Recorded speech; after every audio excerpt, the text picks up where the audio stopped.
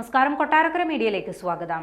കോടതി ഉത്തരവുമായി എത്തിയിട്ടും ഭർതൃവീട്ടിനുള്ളിൽ കയറാനാകാതെ രാത്രിയിൽ വരാന്തയിൽ കിടന്നുറങ്ങേണ്ടി വന്നിരിക്കുകയാണ് ഒരു സ്ത്രീക്ക്.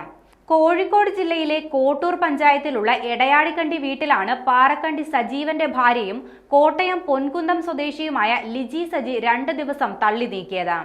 ഒടുവിൽ പേരാമ്പ്ര ഇൻസ്പെക്ടർ പി ജംഷീദിന്റെ നേതൃത്വത്തിലുള്ള പോലീസ് എത്തി പിൻവാതിൽ തുറന്നാണ് വെള്ളിയാഴ്ച വൈകുന്നേരം ലിജി അകത്ത് കയറിയത്.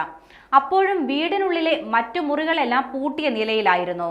ഗാർഹിക പീഡന പരാതിയുമായി പേരാമ്പ്ര കോടതിയെ സമീപിച്ച ലിജിക്ക് ഭർത്താവിന്റെ പേരിലുണ്ടായിരുന്ന വീട്ടിൽ താമസിക്കാമെന്ന് 2023 ഒക്ടോബർ 19 ഉത്തരവ് ലഭിച്ചിരുന്നു.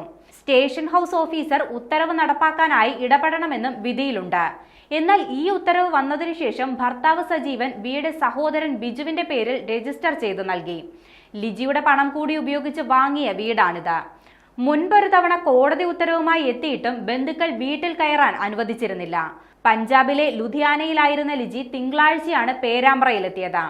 വീട് പൂട്ടിക്കിടക്കുന്ന നിലയിലായതിനാൽ വീട്ടിൽ കയറാൻ കഴിഞ്ഞില്ല. തുടർന്ന് പോലീസിനെ വിവരമറിയിക്കുകയായിരുന്നു. വ്യാഴാഴ്ച രാത്രി പോലീസിന്റെ സാന്നിധ്യത്തിൽ ലിജി വീടിന്റെ പൂട്ട് പൊളിച്ച് വരാന്തയിലെത്തി.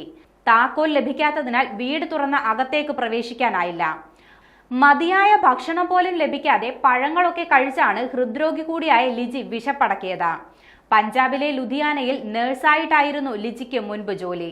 പഞ്ചാബിലെത്തിയ സജീവനുമായി പരിചയപ്പെട്ട് 28 വർഷം മുൻപാണ് വിവാഹിതരായതെന്ന് ലിജി പറയുന്നുണ്ട്.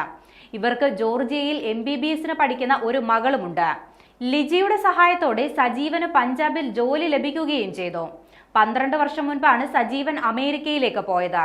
അവിടെ അയാൾക്ക് ബിസിനസ് ആണ്. നാട്ടിൽ വരുമ്പോൾ മാത്രമാണ് മൂലാട്ടേക്ക് എത്തിയിരുന്നത്. അമേരിക്കയിൽ മറ്റൊരു യുവതിയുമായി സജീവന് അടുപ്പമുണ്ടെന്ന് ലിജിക്ക് വിവരം ലഭിച്ചതോടെയാണ് 3 വർഷം മുൻപ് ഇവരുടെ ബന്ധത്തിൽ വിള്ളൽ വീണത്. ഇതിനുശേഷം വീട് നൽകണമെന്നും ചിലവിന് ലഭിക്കണമെന്നും കാണിച്ചാണ് കോടതിയെ സമീപിച്ചത്.